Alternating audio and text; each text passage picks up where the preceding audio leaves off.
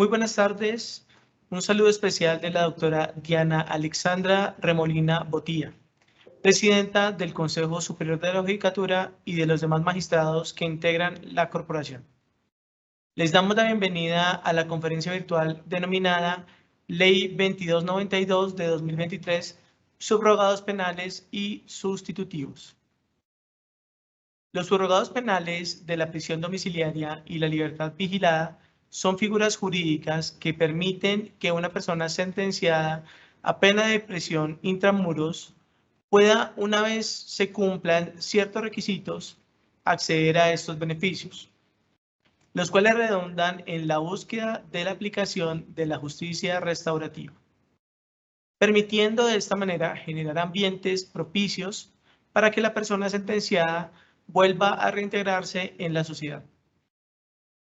Es importante, por parte de la Escuela Judicial Rodrigo Lara Bonilla, capacitar en estos temas que permiten la práctica de una justicia más restaurativa y de esta manera ayudar a superar al estado inconstitucional de cosas que vive la población carcelaria en nuestro país. Para esta actividad académica tenemos el gusto de contar con el doctor Juan Carlos Acevedo Velázquez.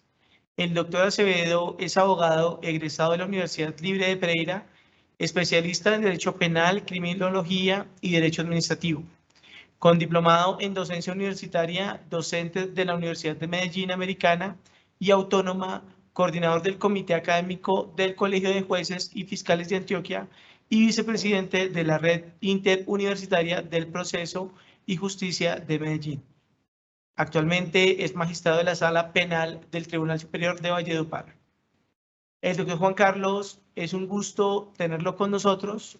Bienvenido, tiene usted el uso de la palabra. Muchas gracias, doctor Héctor Manuel Tovar. Buen día. Un saludo para usted. De igual manera, un saludo para la doctora Claudia Granados, directora encargada de la Escuela Judicial Rodrigo Lara Bonilla. De igual manera, para la doctora Diana Alexandra Remolina Botía, presidenta del Consejo Superior de la Judicatura. Un saludo extensivo para todos los jueces, magistrados, fiscales, defensores y a la comunidad académica que se conecta en este momento a la presente charla. Para mí es un honor estar nuevamente con ustedes y hacer referencia a estos temas que, como muy bien lo dijo el doctor Héctor, son de bastante importancia y relevancia, toda vez de que son figuras jurídicas que constantemente utilizamos, sea para conceder estos beneficios o para negar los mismos. Incluso podría decir de que la mayoría del porcentaje de las apelaciones que me llegan como magistrado de la Sala Penal del Tribunal Superior de Valledupar, Cesar, son respecto a la no concesión de prisiones domiciliarias o no concesión de subrogados penales, como incluso la libertad condicional. Es de resaltar que, si bien la charla se titula Frente al trabajo de utilidad pública establecido en la Ley 2292, es importante establecer de que la presente charla se hará referencia a la prisión domiciliaria y a la libertad condicional, hablando un poco sobre este trabajo de utilidad pública, de lo cual hemos hecho en las otras charlas, referente al desarrollo de esa normatividad que realmente podríamos indicar que es nueva para nosotros. Comenzaré a hablar de la prisión domiciliaria y hablaré de algunos aspectos jurisprudenciales respecto de la misma. Haré referencia a lo señalado en el artículo 38b del Código Penal, de igual manera a lo señalado en el artículo 38g del Código Penal y artículo 68 del Código de las Penas, asimismo como el artículo 314 del Código de Procedimiento Penal, para culminar hablando del artículo 64 del Código Penal referente a la libertad condicional. Sabemos que hay unos requisitos para que se conceda la prisión domiciliaria. Estos requisitos están establecidos en el artículo 38b del Código de las Penas. Y estos requisitos no son otros diferentes a los que, primero, la pena establecida por el legislador para el delito por el cual la persona está siendo sentenciada en su mínimo no puede ser superior a 8 años. Esto es, tiene que ser de menor a 8 años de prisión, igual o menor a 8 años de prisión. Y hago referencia a esto porque precisamente lo estaba resolviendo, dentro de otras solicitudes, una referente a que en un preacuerdo que se realizó en un delito, voy a ejemplificar acá, hago referencia a título académico, ejemplo, un delito de fabricación, tráfico, porte o tenencia de armas de fuego, accesorios, partes o municiones, que tiene una pena mínima desde los 9 años, va de 9 a 12 años, se planteó como ficción legal la complicidad, con la finalidad precisamente de dar una rebaja de la pena. Recordemos que en la complicidad la pena no podrá ser menor de la mitad del mínimo, se rebajará en la mitad del mínimo y se le rebajará una sexta parte al máximo. Y con fundamento en ello, me solicitan se conceda la prisión domiciliaria toda vez que en esa nueva dosificación, cuando se tiene en cuenta que ya no es autor sino que es cómplice, entonces el mínimo de la pena ya es inferior a los 8 años, toda vez de que quedaría en 54 meses de prisión, esto es 4 años, 6 meses. Para ello, es importante resaltar lo siguiente, y este es el estado actual de la jurisprudencia de la Honorable Sala Penal de la Corte Suprema de Justicia. Los términos de esta jurisprudencia y pues obviamente los diferentes tribunales superiores de distrito y muchos de los jueces han indicado que se debe tener en cuenta respecto a la conducta punible en los términos que fue objeto de imputación y acusación, no los términos del preacuerdo, con la finalidad de poder establecer si se cumple o no con los requisitos para la concesión o no del subrogado penal solicitado, entiéndase prisión domiciliaria o entiéndase suspensión de la ejecución condicional de la pena. Claro que en la suspensión de la ejecución condicional de la pena, pues allí la relevancia es que la pena no podrá ser superior a 48 meses, pero allí es importante hacer referencia a este estado de arte de la jurisprudencia, porque en muchas ocasiones en el preacuerdo lo que se varía es un delito que tiene prohibición del 68A para la concesión de los beneficios o subrogados penales del artículo 63 o artículo 38B por uno que no lo tiene. Entonces, se ha indicado, y hago referencia a una de las sentencias que precisamente habla de fabricación, tráfico, porte o tenencia de armas de fuego, accesorios, partes o municiones, indica que la imputación y la acusación que se realizó no se hizo con el reconocimiento de algún dispositivo amplificador del tipo, esto es, de una tentativa o de una participación como la complicidad o la calidad de interviniente. Por lo tanto, se ha indicado que el delito que acepta la persona es, y hago referencia en este caso a la decisión de la Honorable Corte Suprema de Justicia de fabricación, tráfico, porte o tenencia de armas de fuego, accesorios, partes o municiones, se hizo sin ningún dispositivo amplificador del tipo. Y el delito del cual resulta responsable penalmente es por la suscripción de un preacuerdo en el que se impone pena distinta, en consecuencias a partir de los extremos punitivos del comportamiento real, del comportamiento imputado y acusado, del cual el juez debe entrar a valorar si efectivamente se da cumplimiento o no a esos requisitos establecidos en el artículo 38B, para hacer referencia a la prisión domiciliaria, o 63 del Código Penal para hacer referencia a la suspensión de la ejecución condicional de la pena. Esto es, no del delito preacordado, porque hacerlo de esta manera realmente estaríamos reconociendo un doble beneficio respecto al mismo. Y ello pues ha sido tratado en diferentes sentencias por el Honorable Tribunal de Cierre, donde se hace referencia a esta situación que se presenta mucho actualmente en diferentes debates ante los jueces penales de conocimiento, entiéndase, municipales, de circuito o especializados. Entonces, ¿cuáles son los requisitos? Volviendo al artículo 38B del Código de las Penas. Los requisitos son, primero, que la sentencia se imponga por una conducta punible cuya pena mínima prevista por el legislador sea de 8 años de prisión o menos. Segundo, que no se trate de uno de los delitos establecidos en el artículo 68A del Código Penal. Recordemos que el artículo 68A, para el inciso segundo, trae unas prohibiciones para la concesión de beneficios para ciertos delitos. Por lo tanto, hay que tener en cuenta ello. Tercero, que se muestre arraigo social y familiar del condenado. Y esto es muy importante porque el arraigo no es necesariamente que tenga una casa donde vivir, sino que tenga un sitio que se pueda considerar residencia o arraigo más bien, donde se pueda esa persona establecer y purgar esa pena de prisión domiciliaria y que pueda ser vigilado por el INPEC, porque recordemos que hay que garantizar precisamente que la persona está recluido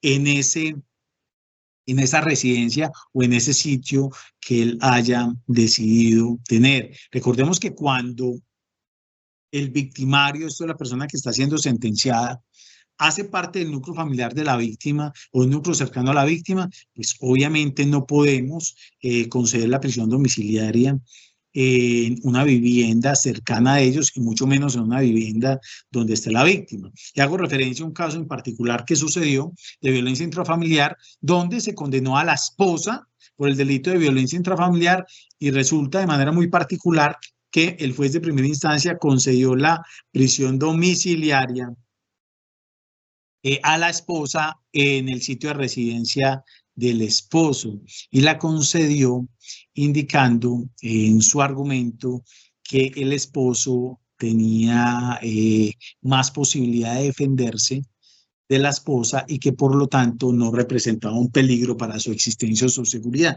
pese a haber sido sentenciada. En eso hay que tener mucho cuidado porque precisamente la misma normativa de la jurisprudencia nos ha señalado que cuando una persona solicita prisión domiciliaria y esa residencia donde se entiende que la persona va a ser recluida, en esa residencia vive la víctima o está cerca de la víctima, pues no se puede conceder precisamente con fundamento en ello, nada de dar protección a las mismas. Recordemos que el artículo 2 de la Constitución Política de Colombia establece que los servidores públicos estamos, dentro de tantas funciones, obligados a dar protección a las víctimas y a la sociedad. Por ello, la podemos conceder, pero en un sitio diferente en el cual pueda tener cercanía nuevamente con la víctima. Y por último, que se garantice mediante caución diferentes obligaciones o el cumplimiento de diferentes obligaciones, como no cambiar de residencia sin autorización previa del funcionario judicial. Acá es importante resaltar lo siguiente, y es que para el cambio de residencia, cuando hay prisión domiciliaria, debe solicitarse autorización del funcionario judicial. Diferente lo que ocurre cuando es libertad condicional, porque es que en la libertad condicional establecida en el artículo 64 del Código Penal, allí no se está privando de la libertad a una persona, y menos aún en un domicilio. Lo que se está es suscribiendo un acta compromisoria cuando estamos hablando de suspensión de la ejecución condicional de la pena o libertad condicional, donde se obliga a hacerse presente, donde el servidor judicial, cada que sea requerido, y además establece cuál es su lugar de residencia. Y allí, cuando haga el cambio de residencia, debe de informar a la autoridad judicial, no pedir autorización. Pero cuando hay cambio de residencia en la prisión domiciliaria, no es que informe, debe pedir autorización. Y eso es un concepto que parece básico, pero es importante traerlo a colación en esta charla y indicarlo, precisamente porque he observado situaciones similares donde lo que ha pasado con personas que están en prisión domiciliaria es que informan al juez que va a haber un cambio de residencia. No es que pidan autorización, sino que informan, cuando el deber ser es que pidan autorización y sea el juez de conocimiento, juez de ejecución de penas, quien lo autorice o juez con función de control de garantías, dependiendo del momento procesal en el que se encuentre. Dentro de esos compromisos, entonces, está no cambiar de residencia, reparar los daños ocasionados a la víctima dentro del plazo establecido por parte del juez, de igual manera comparecer personalmente a la autoridad judicial cuando ésta lo requiera, y también está la de permitir la entrada a la residencia cuando así se quiera por parte del INPEC. Es importante indicar de que cuando hacemos referencia al artículo 38b, hacemos referencia al subrogado penal en el cual se puede conceder el mismo por parte del juez de conocimiento. Caso distinto es cuando hacemos referencia al artículo 38g o artículo 68 o artículo 314, en este caso 38g, 68 del Código Penal y 314 del Código de Procedimiento Penal, que se puede dar por parte el 314, el juez de función de control de garantías, juez de conocimiento y juez de ejecución de penas y medidas de seguridad. Y el 38g y 68 por el juez de ejecución de penas. Y cuando se haga la solicitud ante el juez de conocimiento, sí es posible que el juez de conocimiento lo analice y sobre eso haré referencia más adelante. Entonces, miremos ya la prisión domiciliaria de conformidad con el artículo 38G. El artículo 38G hace hincapié en que es posible que se conceda la prisión domiciliaria cuando la persona ha cumplido la mitad de la pena. Y segundo, cuando no se trate de uno de los delitos establecidos en el inciso primero y parágrafo del artículo 38G. Esto es delitos, por ejemplo, de peculado por apropiación, delito de terrorismo, genocidio, desplazamiento forzado, entre otros. Cuando se haga referencia a esos delitos, no es posible conceder la prisión domiciliaria en ejecución de penas. Recordemos que el 38G ya es cuando la persona es sentenciada y cuando ya está pagando una pena. Muchas veces se hace la solicitud ante el juez de conocimiento porque sucede que la medida de aseguramiento es tan extensa que al momento de imponer la pena ya la persona ha cumplido la mitad de la misma. Entonces allí muchas veces se hacen solicitudes de prisión domiciliaria no del 38B porque está la prohibición del 68A, sino el 38G, frente a delitos que no tienen la prohibición del 68A. Recordemos que la prohibición del 68A no está para el 38G. La prisión domiciliaria del 38G tiene sus propios delitos excluyentes, no son los mismos del 38B. Entonces, hacen dicha solicitud. Allí hay que analizar primero si cumplió la mitad y eso efectivamente está establecido, eso lo podemos solicitar directamente al IMPEC o a la persona o al centro donde ha estado detenido para poder entrar a hacer un análisis o de cómputo de términos y de igual manera tener en cuenta que no esté ante esta prohibición. Allí también se analizará, y esto es importante, es dable analizar la gravedad de la conducta. Esto también es posible que se haga. Frente a este subrogado penal de 38G, recordemos que si bien es un subrogado penal que es de competencia de los jueces de ejecución de penas y medidas de seguridad, también lo es que en caso de que esos requisitos se cumplan al momento de la imposición de la sentencia, se puede hacer la solicitud ante el juez de conocimiento y el juez de conocimiento puede hacer el análisis respecto a ello, incluso cuando se hace referencia al artículo 68 del Código Penal. Frente a esto, tenemos, por ejemplo, y les voy a hacer referencia a una decisión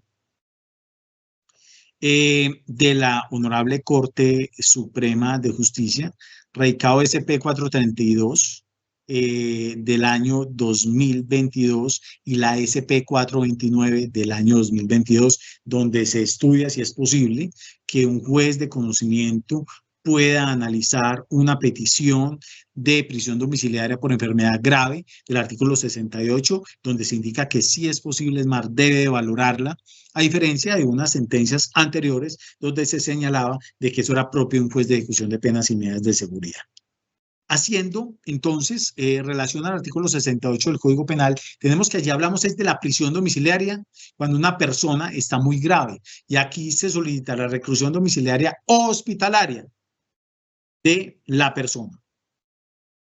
Frente a eso, tenemos que el requisito es que se debe de establecer con suficiente claridad que la persona realmente tiene una enfermedad grave e incompatible con el lugar de reclusión. Y allí también lo extendemos al numeral cuarto del artículo 314 del Código de Procedimiento Penal, cuando se pueda hacer solicitud de detención domiciliaria frente a juez con función de control de garantías o de prisión domiciliaria por una grave enfermedad de la persona.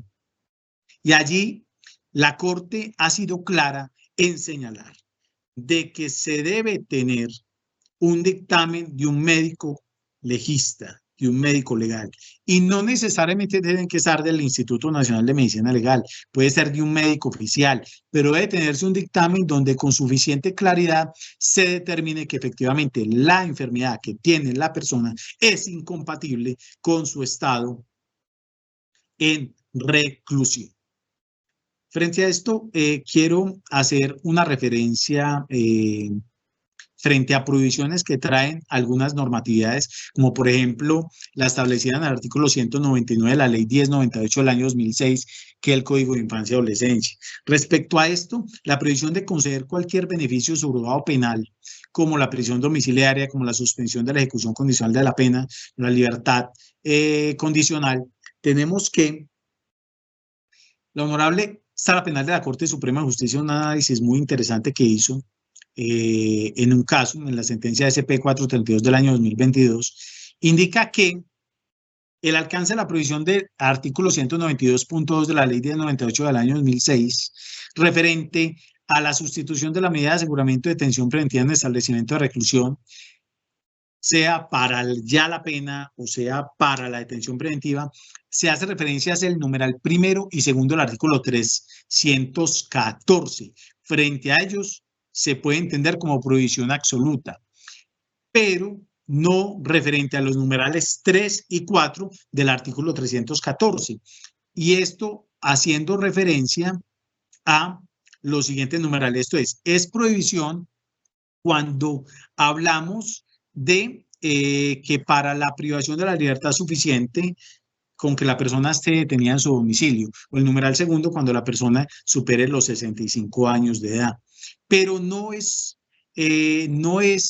existe esta prohibición de la concesión de la prisión domiciliaria cuando la persona está en un estado grave de enfermedad o cuando la mujer está en estado de embarazo, le falten 3 meses durante los 3 meses anteriores y durante los 6 meses posteriores a su embarazo. Y eso tiene una interpretación sistemática, precisamente esa prohibición establecida en el artículo 199, que permite concluir que el juez de ejecución de pena sí puede otorgar la sustitución de la ejecución de la pena en los mismos términos del artículo 314 del Código de Procedimiento Penal, aun cuando se trate de esos delitos por el numeral 3 y 4 del artículo 314 del Código de Procedimiento Penal. ¿Y esto por qué? Abro comillas. Dice la sentencia, esta interpretación surge razonable no solo porque el legislador no realizó una prohibición concreta para esta eventualidad, sino porque el derecho a la vida del procesado, imputado, acusado o condenado es el límite que el Estado se autoasignó para la severidad de cualquier tratamiento carcelario. O dicho de otra manera, el tratamiento carcelario no puede llegar al extremo de obligar a un interno a morirse dentro del establecimiento carcelario, cuando ha sido diagnosticado y está plenamente probado de que padece una enfermedad muy grave, incompatible con la vida en reclusión, bajo el entendido de que aún en casos prevalece la prohibición del artículo 199 del Código de Infancia y Adolescencia. ¿Sí? Y lo indican precisamente no solo frente a la modificación que hicieran, que se pueda hacer frente a la sustitución del numeral cuarto del artículo 314, sino también frente al artículo 68 del Código de las Penas. Recordemos que frente a la reclusión domiciliaria o hospitalaria, es el juez de ejecución de penas y medidas de seguridad, pues generalmente el que la va a hacer. ¿Y por qué? Porque es el que tiene la capacidad para hacerlo y analizar si efectivamente la persona que está en un establecimiento carcelario está en un estado tal que hace incompatible su vida allí, toda vez de que tiene ese asistente para que realice un informe frente a esa persona y él incluso es el juez que puede asistir a ese establecimiento carcelario a analizar dicha situación. Incluso el artículo 68 obliga a que el juez ordene exámenes periódicos del sentenciado a fin de determinar si la situación que dio lugar a la concesión de la medida persiste, porque si no persiste, pues procederá a revocarla y efectivamente a volverlo a privar de su libertad. Ahora bien, ¿será que es obligatorio con un dictamen médico legal que el juez conceda dicho beneficio? Es un soporte para que el juez lo conceda, pero no es el médico legista o el médico oficial quien lo ordena, es el juez. Por lo tanto, el juez, teniendo en cuenta otros factores, puede considerar que no es dable la reclusión domiciliaria, sino una reclusión hospitalaria por enfermedad muy grave que incluso puede ser en el mismo establecimiento carcelario. Por eso el juez de ejecución de penas y medidas de seguridad tiene la facultad de decretar pruebas de oficio y de analizar de manera concienzuda los requerimientos y la situación de los sentenciados para poder establecer si es dable o no la concesión de las mismas. Es importante indicar de que para el artículo 68 o para la sustitución del artículo 314, numeral 4 del Código de Procedimiento Penal, no existe prohibición establecida por el artículo 68A, ni tampoco del artículo 26 de la Ley 1121 del año 2006, en el sentido de que estamos haciendo referencia a lo que muy bien acabo de leer, que dijo la honorable Sala Penal de la Corte Suprema de Justicia, que ha dicho la Corte, hay un límite del Estado y no puede obligar al Estado, una persona que esté en un estado muy grave, a morir en el penal sin los cuidados necesarios, cuando es dable recluirlo en un establecimiento hospitalario o en una residencia, porque recordemos que dentro de los fines de la pena también está la de protección al condenado, y eso es uno de los fines. ¿Cómo le garantizamos la protección al condenado si lo vamos a mantener recluido en un establecimiento carcelario frente a esa situación que se pueda presentar? Tenemos entonces, ahora voy a hacer referencia a la sustitución de la detención preventiva que está en el artículo 314, que se da para la medida de aseguramiento y para la pena. Entonces tenemos que, para la medida de aseguramiento es posible que nos ubiquemos en el numeral primero. Esto es, cuando para el cumplimiento de los fines previstos de la medida de aseguramiento, que recordemos están en el artículo 308 del Código de Procedimiento Penal, que son 3, que es evitar la obstrucción a la justicia, proteger al asociado o a la víctima y garantizar la comparecencia de la persona del proceso. Cuando para el cumplimiento de esos fines sea suficiente en atención a la vida personal, laboral, familiar o social del imputado, la reclusión en su residencia, se le puede sustituir la detención preventiva. Para este numeral existe la prohibición establecida en el parágrafo del artículo 314, toda vez de que el parágrafo del artículo 314 establece que no se procederá a la sustitución de la detención preventiva en establecimiento carcelario por detención domiciliaria cuando y establece en qué delitos, como por ejemplo en los de competencia de los jueces penales de circuito especializados. Pero el numeral segundo al numeral quinto no tienen esa prohibición del parágrafo. Esa prohibición del parágrafo viene frente al numeral primero, más no numeral segundo, tercero, cuarto y quinto del artículo 314. El numeral segundo del artículo 314 indica que cuando el imputado acusado fuere mayor de 65 años, allí hay que entrar a analizar si efectivamente esa persona está en condiciones dignas como para poder estar detenido en un establecimiento carcelario. Esto es respecto a su edad. Es un análisis valorativo que va a hacer el juez de ejecución de penas y medidas de seguridad o el mismo juez de conocimiento al momento de imponer la sentencia o el juez con función de control de garantías al momento de imponer la medida de aseguramiento con fundamento en elementos materiales probatorios que se le hayan presentado o que considere necesario establecer para poder determinar si efectivamente es dable o no la sustitución de esa medida de aseguramiento o de esa pena de prisión intramural por la domiciliaria.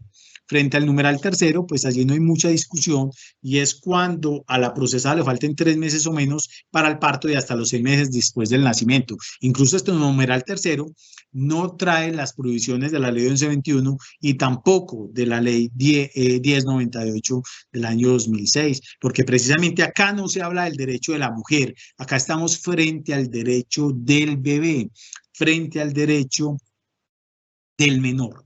Y por eso es que trae esta protección reforzada al artículo 314, el numeral tercero. Y frente al numeral cuarto, cuando el imputado acusado estuviera en estado grave de enfermedad previo dictamen de médico oficial. Para ello recomiendo, reitero, la sentencia CP 432 del año 2022 de la Honorable Corte Suprema de Justicia.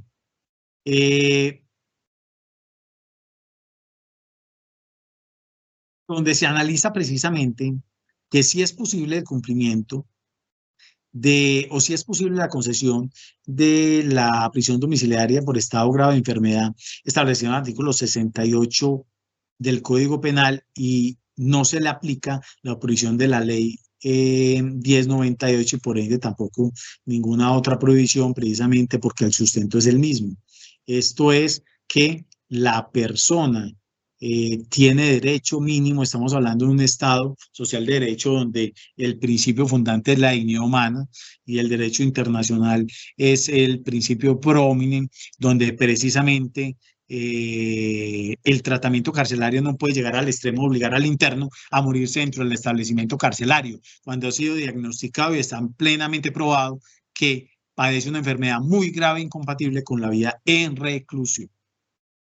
Ahora, hagamos referencia un poco a la mayoría de las solicitudes que se hacen por parte de la defensa de solicitudes de prisión domiciliaria, y es en virtud del padre o madre cabeza de familia. Entonces, allí tenemos que acudir necesariamente, ese es el numeral quinto del artículo 314, debemos de acudir necesariamente al artículo primero de la ley 750 del año 2002, en concordancia con la sentencia C-184 del año 2003, proferida por la Corte Constitucional, donde hace una especie de aclaración respecto a esta ley en lo referente a padre o madre cabeza de familia. Entonces, miremos los requisitos. Primero, que se trate de una mujer o un hombre cabeza de familia para la concesión de esta prisión domiciliaria. Segundo, que el desempeño personal, laboral o familiar o social del infractor permita a la autoridad judicial competente determinar que no pondrá en peligro a la comunidad o a las personas a su cargo, hijos menores de edad o hijos con incapacidad mental permanente. Tercero, que la sentencia no se imponga por delitos de genocidio, homicidio, contra el derecho internacional humanitario o contra bienes o personas protegidas por dicho derecho internacional humanitario. De igual manera, cuando no se hable de extorsión o de secuestro extorsivo o desaparición forzada, cuando estamos haciendo referencia a estos delitos, no es posible la concesión de este beneficio. De igual manera, se ha señalado que según esta ley y los análisis que ha venido haciendo la Corte Constitucional, y acá voy a puntualizar en lo que dijo en la sentencia de SU 388 del año 2005, cuando establece qué se entiende por madre o padre cabeza de familia, dice lo siguiente.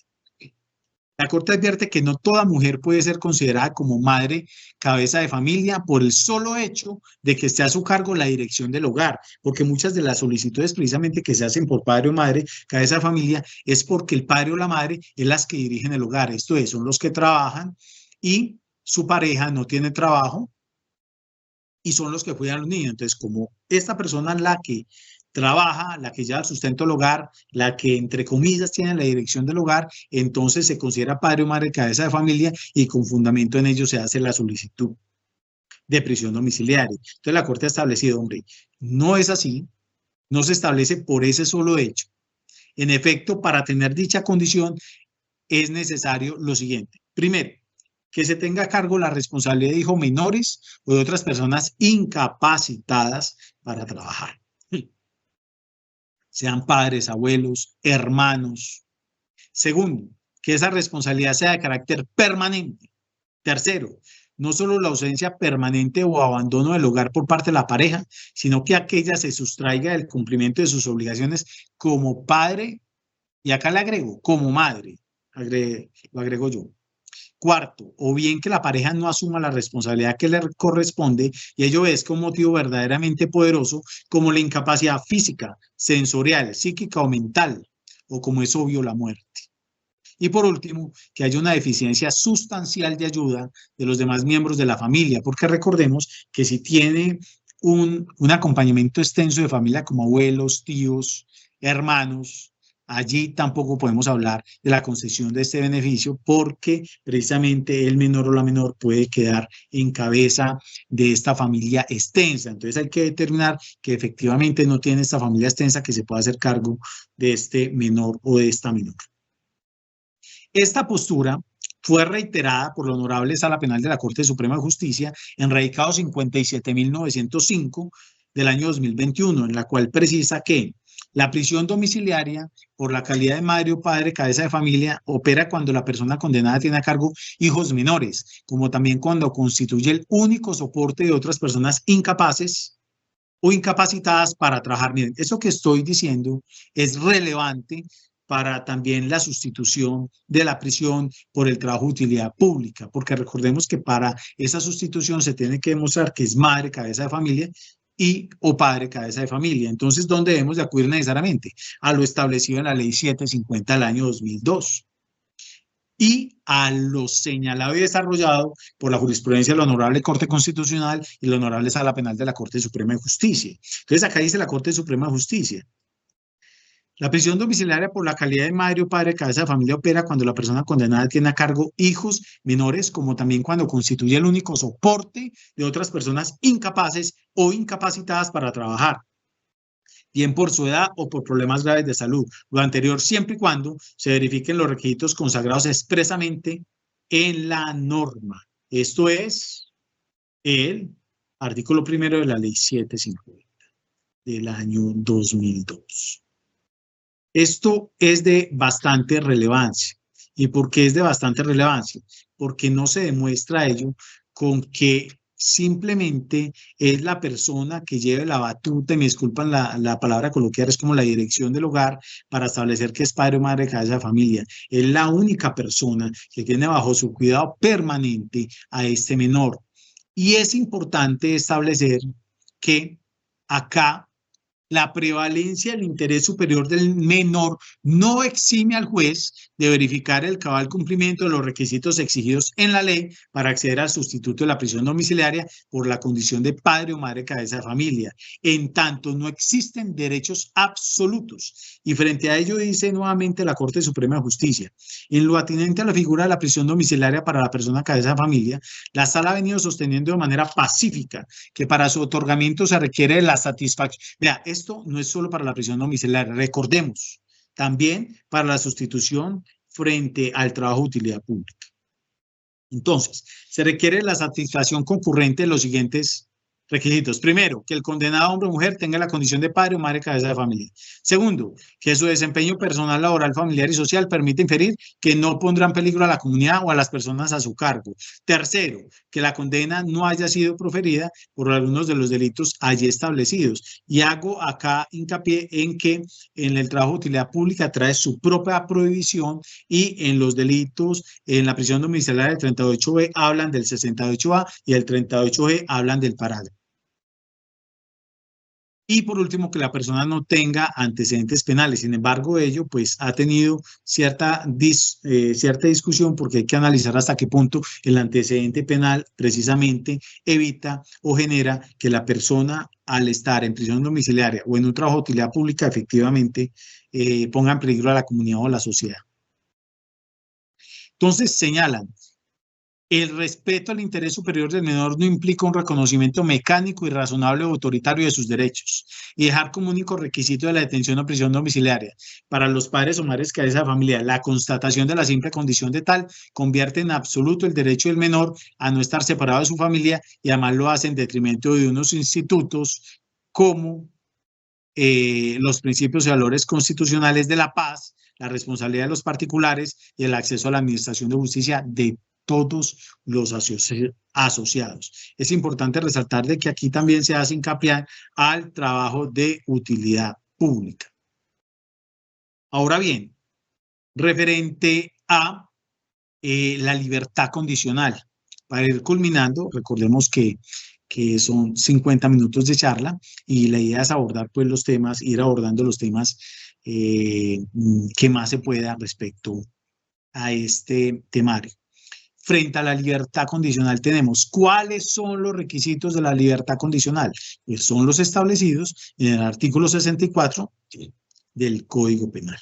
¿Cuáles son los requisitos establecidos en el artículo 64 del Código de las Penas? Dice, para que se conceda la libertad condicional, se deben de cumplir unos requisitos. Primero, que la persona haya cumplido las 3/5 partes de la pena. Y allí tenemos que saltar al Código de Procedimiento Penal y establecer que para que se concedan estos beneficios, necesario es que se cuente con la cartilla biográfica por parte del juez de ejecución de penas o el juez de conocimiento que la envía el IMPEC. Eso está establecido en el artículo 471 del Código de Procedimiento Penal, donde establece que deben de contar antes de la concesión de la libertad condicional o incluso la prisión domiciliaria con la cartilla bibliográfica para observar cuál fue el comportamiento, cuál ha sido el comportamiento de la persona en el establecimiento de reclusión y acorde a la misma poder entrar a establecer si se da lugar o no por trabajo o por estudios a la redención de pena por ello. Que recuerden, por cada 2 días de trabajo, por cada 2 días de estudio es un día de redención. Segundo, que su adecuado desempeño y comportamiento durante el tratamiento penitenciario en el centro de reclusión permita suponer fundamentalmente que no existe necesidad de continuar con la ejecución de la pena. Acá podemos acudir a mecanismos de justicia restaurativa. Miren, no podemos negar la libertad condicional solo porque la persona cometió un delito supremamente grave. Esto es frente a la valoración de la conducta. Podemos acudir a mecanismos de justicia restaurativa, incluso en la ejecución de penas, donde podamos poner a la víctima y al victimario siempre y cuando contemos con la voluntad de ellos para que intente reparar los daños ocasionados a la víctima y reparar a la sociedad y de esta manera mitigar esa gravedad de la conducta por la cual no estamos concediendo esos beneficios. Tercero, que se demuestra arraigo social y familiar. Recordemos que acá, muy bien lo dijo la honorable Corte Constitucional, cuando declara exequible que el juez, previa valoración de la conducta punible, dice, se declara exequible. Allí no se vulnera el non bis in idem frente a la valoración de la gravedad de la conducta. El juez de ejecución de penas sí debe valorar la gravedad de la conducta, pero en esa valoración de la gravedad de la conducta tendrá que tener en cuenta necesariamente la valoración realizada por parte del juez de conocimiento, sea a favor o en disfavor de la persona, para poder, conforme a esa valoración del juez de conocimiento y esa valoración que él va a hacer de la gravedad de la conducta frente a los otros requisitos, entrar a determinar si es posible la concesión o no de esta libertad condicional. De igual manera, recordemos que cuando se habla de multa, su concesión está supeditada al pago de la multa, sea que se dé uno, recordemos que la multa también tiene unas penas sustitutivas, ¿sí? Sea que se dé una de esas penas sustitutivas de la multa o que la persona haya pagado efectivamente la multa. Allí hubo un análisis que hizo la Honorable Corte Constitucional, donde declara exequible ese parrafito, la sentencia C823 del año 2005, el año del doctor Álvaro Tafur Galvis, donde declara condicionalmente exequible, en todo caso su concesión estará supeditada al pago total de la multa, indicando que el no pago total de la reparación a la víctima, no, con fundamento en ello, no se puede negar la libertad condicional, sino que se debe analizar efectivamente la intencionalidad, no solo del pago de la multa, sino de la reparación a la víctima para poder entrar a determinar si efectivamente es dable o no la concesión de esa libertad condicional. Y recordemos, sí se debe valorar por parte del juez de ejecución de penas y medidas de seguridad la gravedad de la conducta. Lo que pasa es que tener en cuenta la valoración ya realizada por parte del juez de conocimiento de esa gravedad de la conducta, para conforme a esa valoración de ese juez de conocimiento y la propia juez de ejecución de penas entra a determinar posterior a ello si es dable o no la concesión de la libertad condicional. Y los invito a que, si observamos de que son delitos supremamente graves, hombre, acudamos a aplicación de justicia restaurativa, mecanismos de justicia restaurativa, pues no estoy hablando de los mecanismos del Código de Procedimiento Penal en cuanto a la conciliación o mediación con la finalidad de terminar el proceso, ya la persona fue condenada, sino precisamente con la finalidad de conceder los beneficios subrogados penales. Podemos realizar una mediación con las partes con la finalidad de que se repare a la sociedad a las víctimas, de esta manera mitigar, reitero, la gravedad de la conducta y poder acceder a la concesión de esos beneficios. Recordemos que las provisiones que están para el artículo 64 son las establecidas en las normatividades, como son la ley 1098, como es la ley 1121 del año 2006. En esos delitos existe la prohibición de la concesión de la libertad condicional, más no existen los beneficios por colaboración establecidos incluso en la ley 600 que hemos hablado, que de pronto, que es posible aplicarlos en la misma, pero eso es otro tema interesante. Y tampoco es que se le niegue la redención de pena por trabajo o estudio. También tienen ese derecho a que se le redima pena por trabajo o estudio, pese a que haya incurrido en los delitos establecidos en el artículo 199 de la ley de 9826 de la ley 1121. Recordemos también que el juez de ejecución de penas o medidas de seguridad puede revocar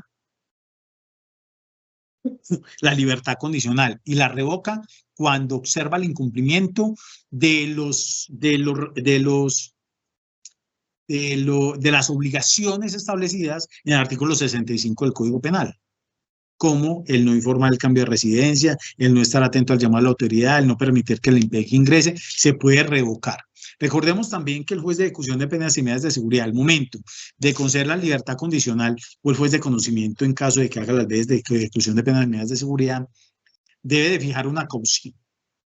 Sí, y fijar un periodo de prueba que será el término que falte por cumplir la pena, que si es inferior a 3 años, podría aumentarlo hasta otro tanto, hasta llegar a esos 3 años, como periodo de prueba. Y debe suscribir el acta compromisoria establecida en el artículo 65 del Código Penal. Recordemos que esa acta compromisoria del artículo 65 del Código Penal no es solo para la suspensión de la ejecución condicional de la pena, que está en el artículo 63 del Código Penal, sino también para el artículo 65 del Código de las Penas.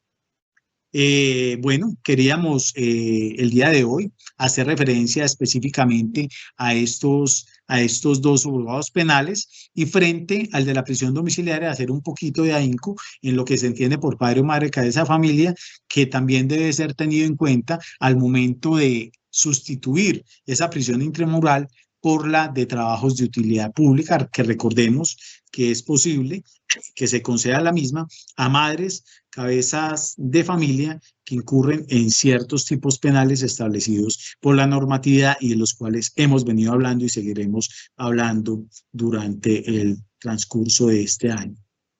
Le doy paso al doctor Héctor para las preguntas que han hecho. Muchas gracias. Tenemos bastantes preguntas en el chat. Y como primera pregunta tenemos, para la libertad condicional en caso de la población migrante y habitante de calle que no tiene arraigo establecido, ¿debe esperar a cumplir la pena cumplida o dicho arraigo tiene excepción para ese caso?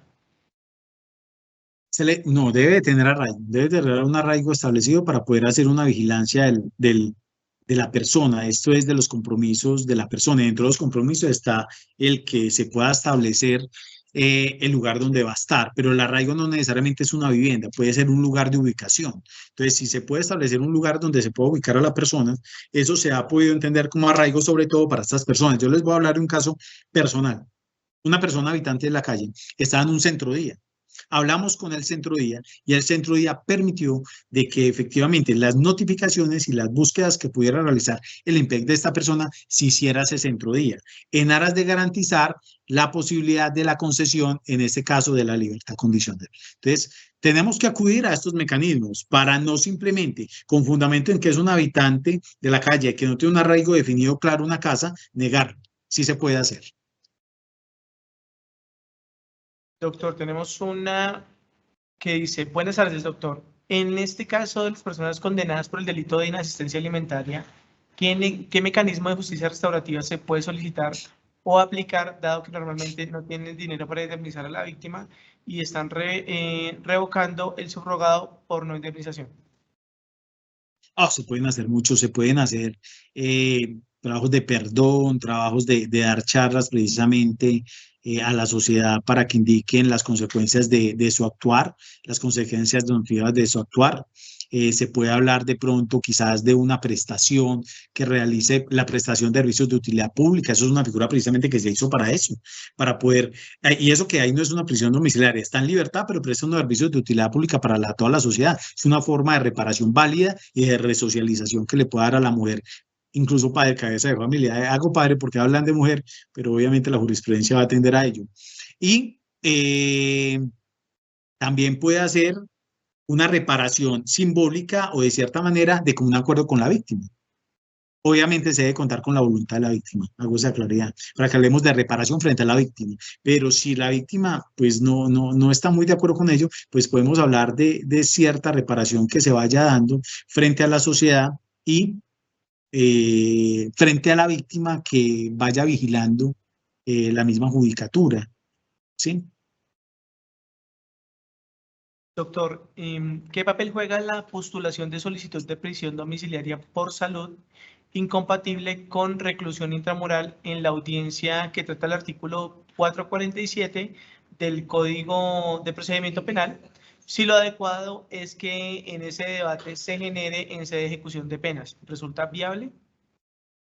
Mira, doctora, acá hago referencia, mira, hubo una sentencia y hago referencia al arraicado 60.171 del 28 de septiembre del año 2022, donde dice que la prisión domiciliaria originada en enfermedad grave corresponde concederlas al juez de ejecución de penas. ¿Sí?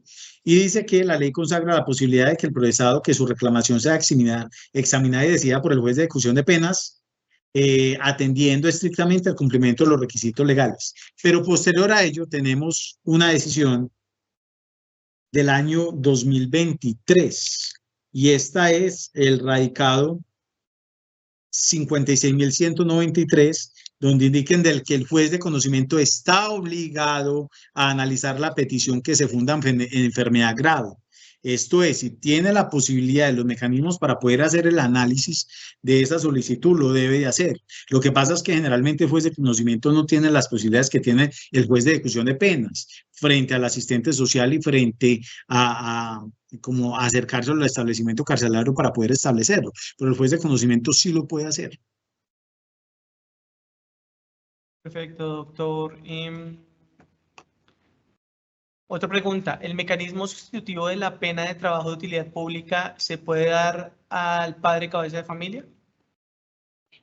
En mi criterio académico, sí, porque recordemos, la ley 750 no solo habla de madre cabeza de familia, sino también de padre cabeza de familia. Lo dicen también las sentencias de la Corte Constitucional que han ido interpretando dicha normatividad y las mismas sentencias de la Sala de Casación Penal de la Corte Suprema de Justicia. También se puede para padres cabeza de familia. No veo por qué no, mi criterio académico. Doctor, ¿cómo se aplica para la violencia intrafamiliar o la ley 1257 de 2008 cuando juegan todos los subrogados? ¿Cómo así? O sea, ¿qué subrogados se pueden dar? Sí, señor. Bueno, recordemos que frente a la prisión domiciliaria, perdón, frente a la violencia intrafamiliar, tenemos pues las prohibiciones establecidas en la normatividad para ello. Ahora bien, yo considero de manera muy respetuosa que aplicando mecanismos de justicia restaurativa, podemos de cierta manera, con la aplicación de los mecanismos de justicia restaurativa como la misma mediación, no necesariamente con la finalidad de la terminación del proceso por aplicación del principio de oportunidad, sino que considero que es posible acudir a los mismos con la finalidad de conceder o de suspender esa prisión intramural por una domiciliaria, pero obviamente hay que hacer un análisis bastante interesante sobre el tema. Pese a la prohibición que trae el artículo 68, a mirar el mismo artículo 68A, dice que la prohibición ahí hay una exclusión frente a los beneficios, cuando hay beneficios por colaboración. Entonces, considero que podemos incluso hablar de mecanismos de justicia restaurativa que permitan, en esos casos, conceder esos subrogados penales siempre y cuando haya un proceso de mediación adecuado para ello. Y hago una claridad, frente al artículo 314 es aplicable el numeral segundo al numeral quinto. Pues obviamente el numeral quinto sí existe bastante dificultad porque estamos hablando de que es el padre o madre que esa familia, estamos hablando de una violencia intrafamiliar, entonces es difícil allí como da la aplicabilidad de los dos. Pero esa prohibición del 68A no está para esos numerales. Yo dejo abierto, ojo, mi criterio académico, dejo abierta la posibilidad de que se pueda conceder una domiciliaria en un delito de violencia intrafamiliar. Es que las violencias intrafamiliares no se solucionan, el conflicto generado con las mismas, con pena de prisión, incluso muchas veces con la pena de prisión, lo que se hace es acrecentar el conflicto generado con el hecho, ¿sí? Eso se puede solucionar bajo un mecanismo de justicia restaurativa donde la víctima se repare, la sociedad y el victimario quede reparado él mismo y se resocialice frente a la sociedad. Y de esta manera evitar desarticular ese bien jurídico que protege el artículo 29, que es la familia. Doctor, ¿la mediación se puede dar en un delito de homicidio cometido por un adolescente con la finalidad de aplicar principio de oportunidad? Sí. Es que el principio de oportunidad es obligatorio en infancia y adolescencia. Obligatorio. Sí se puede. Doctor, vamos con las dos últimas. ¿Es posible conceder un subrogado o sustituto cuando no se solicite, pero sea evidente que hay lugar a su otorgamiento? Cuando no se solicite, pero sea evidente, sí, los juzgados penales se pueden conceder de oficio, claro, porque estamos hablando del derecho de la persona que no necesariamente viene de una postulación hecha por parte de la defensa o de la fiscalía o del Ministerio Público. Lo puede hacer el juez de manera oficiosa si considera el cumplimiento de lo mismo. Es más, el artículo 63 dice que cuando se cumple con los primeros requisitos se da ipso facto. Ni siquiera puede valorar la gravedad de la conducta. Ipso facto. Pena menos de 48 meses o de 48 meses. No tiene antecedentes penales, no está en el artículo 68A. Si no lo soliciten, se debe de conceder. Doctor, tenemos demasiadas preguntas. Vamos con la última. La transacción es un mecanismo de justicia restaurativa y es aplicable a delitos contra el patrimonio económico. Es un tema bastante complejo.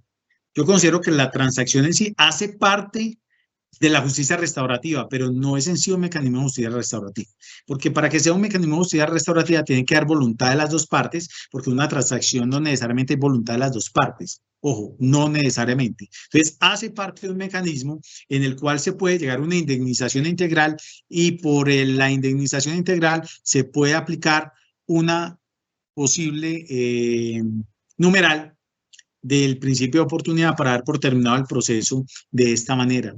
Y de igual manera, los delitos contra el patrimonio económico, que son de la ley 1826, de manera muy respetuosa, considero que sí es dable dar aplicación a mecanismos de justicia restaurativa como la mediación, utilizando figuras como la transacción para dar por terminado el proceso penal. No necesariamente tenemos que acudir a una pena de prisión, ¿sí? Pero es un tema de bastante discusión, doctor, como todos, pero este es de bastante complejo. Creo que sí. Nuestro agradecimiento especial al doctor Juan Carlos Acevedo Velázquez por su generosidad.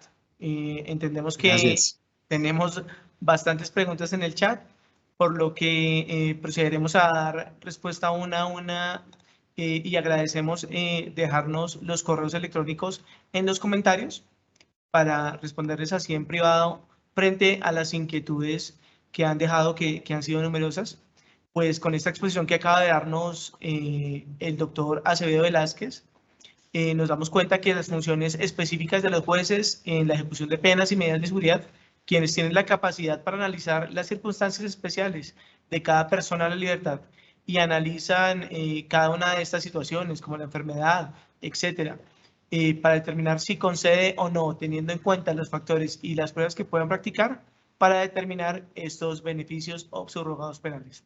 Gracias a los servidores y servidoras judiciales y a todas las personas que actúan en el sector justicia que se conectaron a esta conferencia virtual.